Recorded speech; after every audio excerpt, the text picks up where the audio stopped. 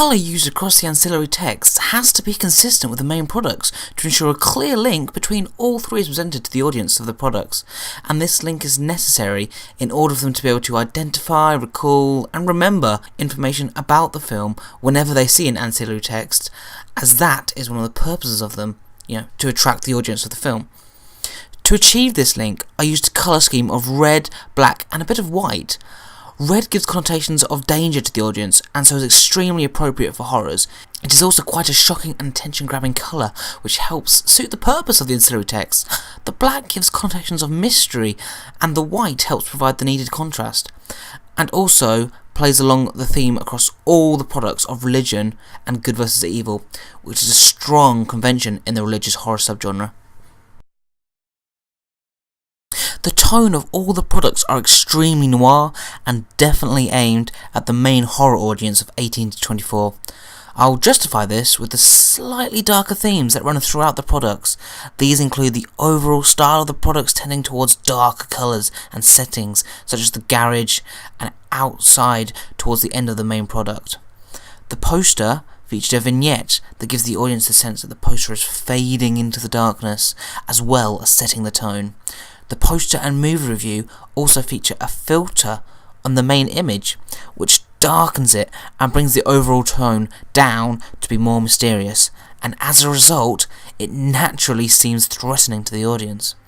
However, for horror, this is good. The effect of this filter is especially evident when comparing it to the respective first drafts of each product. This tone is further helped in the movie review by the Little White Lies style, as it only features one image and limited amounts of colour.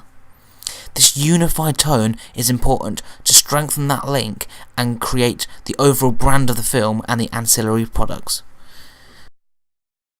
The actual content is very important to ensuring the effective combination of my main product and ancillary texts, because they can look good all they like, it won't matter if they're full of rubbish. I included the central image of the TV in both my ancillary texts, which is a strong reference to the narrative of the film. In the movie poster, Jacob, who's the main antagonist of my film, is actually coming out of the TV, and this is a visual metaphor and an explicit link to my main film, as in the main film, Jacob is shown to be controlled by the TV, and then later shown to be the source of the voice from the TV.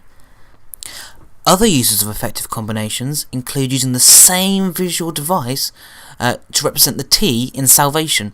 This visually links the products whilst also setting it as the definitive way to represent the film's title, and so strengthening, through visual repetition, the overall image the audience receives. It also links the theme across the products.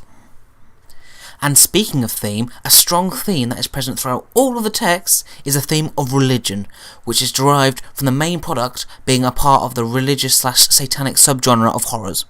Having the clear and strong theme gives the audience knowledge of what to expect from the film when looking at the advertised products, and will ensure they do not get confused at what type of film the ancillary products are trying to advertise.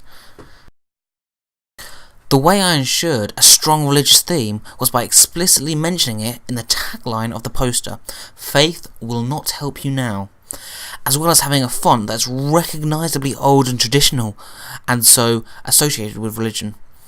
In the movie review, the priest was featured in the main image on the TV, and also the written content kept linking back to the theme of religion, and its effect on the movie reviewer. Obviously, the main product has a strong religious links, as it is the basis of the narrative. However, we made explicit links where we could, such as using holy water. Whilst the movie review is limited in terms of content due to the nature of keeping to the style of Little White Lies, the written review is definitely suitable for the audience, as it adopts a much more formal style with a much more analytical rather than descriptive review, which suits not only the Little White Lies audience of 18 to 30 urban trendsetters and young professionals, but also the horror genre's audience of 18 to 24 experiencers who focus their energy on social activities. And the review was written to feel a part of the other Little White Lies reviews and the overall small social community of the magazine. The poster is also fit for the audience, as it features Jacob, who would fit into the audience profile of the genre. This makes him a much more relatable character, which helps with the creation of horror. Also, as the products are mocking aspects of religion, this fits the audience, as a YouGov survey in 2013 found that only 12% of 18 to 24-year-olds have been influenced by a religious leader. This will make it easier for the audience to suspend the disbelief and any possible personal issues and be able to enjoy the products via the Stuart Hall's idea of a preferred reading. Overall, by having aspects such as tone, content and theme repeat throughout the three products creates a strong image and brand which can very effectively communicate and market to the audience. And because of this, I feel that my main products and ancillary texts are very effectively combined.